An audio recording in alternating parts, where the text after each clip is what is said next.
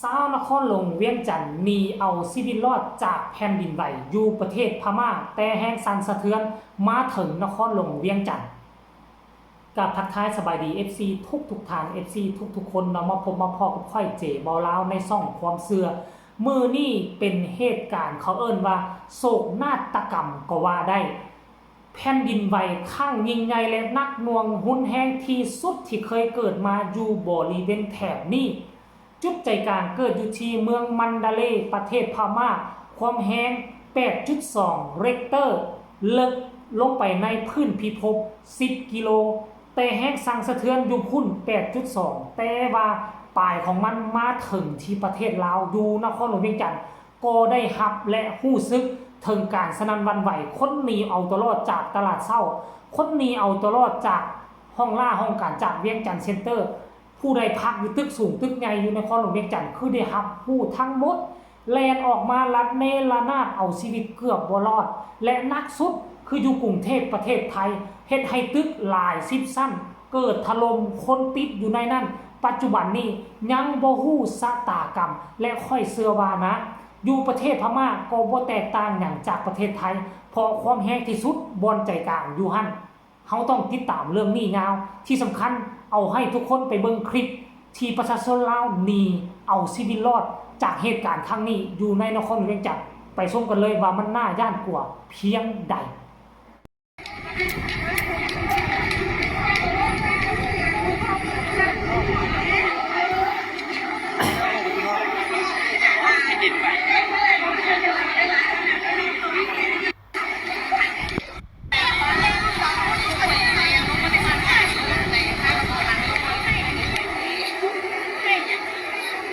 เล่นดินไหวผู้ทางสักครู่มือนี้เขาก็ถ่ายผู้ถ่าย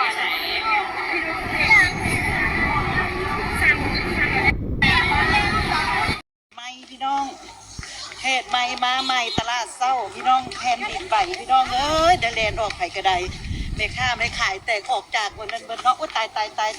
ออกกันน้ำกับสิบทันพี่น้องเอาก็ยังพี่จะออกมาก็มูบอกโอ้ยพี่น้องเอ้ยเบิ่งเด้อเดี๋ยวนี้ดวนเด้อดวนเด้อเพราะว่าแพงดินใบอยู่เทิงเด้อมันสิทะละมาเดี๋ยวนี้แม่ค้าแม่ขายมันก็เล่นออกมาเบิ่นเนาะโอ้ยเฮาก็นั่งอยู่เล่นออกน้ำบ่ทันไปก็ได้ไปบ่ทันเนาะแมนดวนเด้อพี่น้องเฮ็ดแต่เช้าแห้งหลายอยู่เทิงแห้งหลายอยู่เทิงก็เจ้าก็ว่าก็เจ้าอันวินหรือว่าเมาเหล้าหรือไม่หยังก็แล้วแต่เนาะพี่น้องเล่นออกน้ำก็บ่ทันไผก็ได้เพราะว่าแผ่นดินไหวหรือว่าสงสัยบิลดิ้งมันสิถล่มลงบ่หรือว่าจังได๋ก็บ่ฮู้เนาะพี่น้องเนาะโอ้ยพากันด้วยอุ้ยเฮาก็แล่นเฮาก็ดังออกก็แล่นเนาะ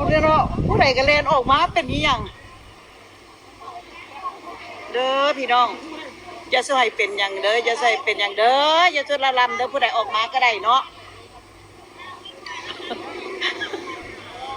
ปากันดังโอ้ยพี่น้องเอ้ยยังมาเอาอยู่ดีๆยังมาโอ้ยเกิดเหตุด่วนเด้อพี่น้องเด้อรถเหน่งรถสะเทือนแผ่นดินไหวว่าซั่นมันดินไหวบ่จนถึงเนาะเฮาก็บ่เข้าใจดอก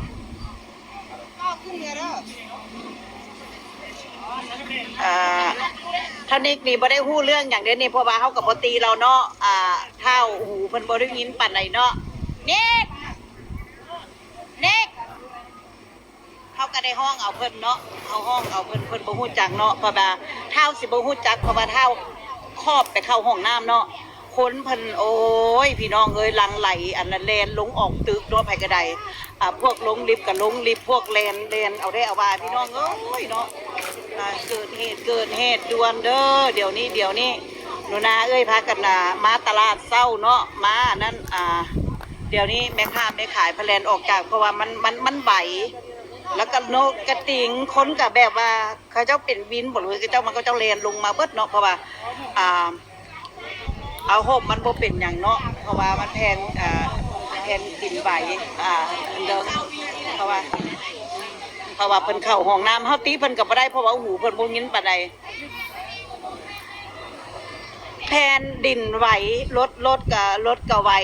จึกมันก็ไหวเนาะก็เจ้าแลนลงมาออกเบิดเนาะแม่ค้าแม่ขายเพิ่นออกลงมาเบิดเนาะ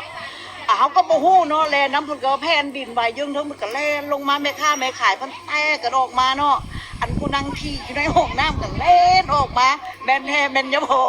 โอ้ยเพิ่นว่าแม่นอีหยังว่าซั่นนั่งอยู่ห้องน้ำเพิ่นก็เขี้ยวแล่นออกมาเนาะใบแห้งเดือนแฮนอีหลีพี่น้องจะช่วยเป็นอย่างเด้อเนาะเขาว่าทลำมานี่ก็สิแม่นพ่อแม่พี่น้องสาวแม่ค้าแม่ขายเนาะสินค้าแต่ละบุคคลเพิ่นขายเฮาก็อีตูนเพิ่นเนาะเพนแลนออกมาเบิดตลาดเศร้าตู้ตลาดเศร้าเดี๋ยวนี้อยู่ตลาดเศร้าผู้ใดก็เอารถเอาออกเบิดเนาะพวกอยู่ในตึกเพิ่นก็แลนออกมาเบิดสั่นแหงอีหลีเด้อพี่น้องสั่นแหงเนาะลังคนก็ว่ารถเป็นอย่างคือมาติ่งแค่นะเนาะทางแท้มันนั่นแผ่นดินไหวมันอย่างมันคือมาไหวแต่จุดนี้เขาบ่เข้าใจพี่น้องเขาบ่เข้าใจเป็นอย่างบ่คือมาไหวแต่จุดอยู่ในตลาดเศร้าเนาะบ่อื่นบ่ไหวเนาะเป็นแต่อีตนพี่น้องเขาก็สั่นเขาก็ย่านเนาะมันไหวถ้าบ่ไหวก็สิอาจจะไหวไปเบิดเด้อพี่น้องเด้ออันพอแลนออกมาเบิดเนาะเป็นแต่อีตนพี่น้องโอ้ยแม่ค้าแม่ขายเพิ่นก็แลนออกมาเพิ่นแล้วบ่กล้าไปขายผู้นี้นี่แห้งออกมาก็มูนี่แลนออกมาก็มูนี่ผู้นี้ว้ายพ่อค้าใหญ่เขานี่แลนออกมาก็มูเว้ยเป็นตาย่านแต่แท้พี่น้องเป็นตาย่านอีหลีย่านเนาะบางกี้นี่เนาะผู้ใดล่ะเราไปใส่แล้วก็หอบไปตู้แล้วบ่สบายเนาะไปตู้เพิ่นบ่สบายเนาะเพิ่นดังอยู่เพิ่นก็ได้หอบแม่เพิ่นแลนนะเฮากับอีตูนเพิ่นอยู่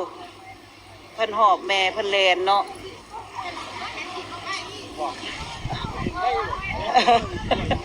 เพื่อนพ่อแม่แผ่นดินปันป่วนโอ้ยใบแห้งเอาได้เอามาพ่อเป็นว่าธรรมดาเด้แมนสงสัยใบยูมป่าประเทศจีนแล้วมันใบมาเพียงเข้าใบกับสิใบเบิร์ตี้เนาะอยู่ทางไหนใบแห้งใบ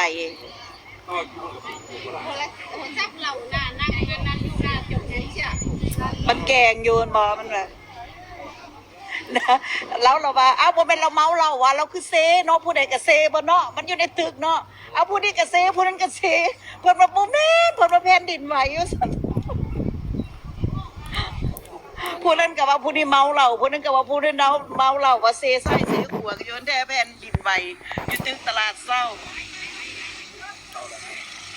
อาจจะเศร้าเนาะเบิ่งคนสิร้องนี่เท่าแก่ใหญ่พ่อค้าเข้าไปแล้วเห็นเนาะเอาก็เดี๋ยวนี้เพิ่นก็เบิ่งเพิ่นก็สิเข้าไปคืนเนาะหลายคนเพิ่นก็สิบ่เข้าเพิ่นก็สิกลับเมื่อเนาะใบแห้งอีหลีพี่น้อง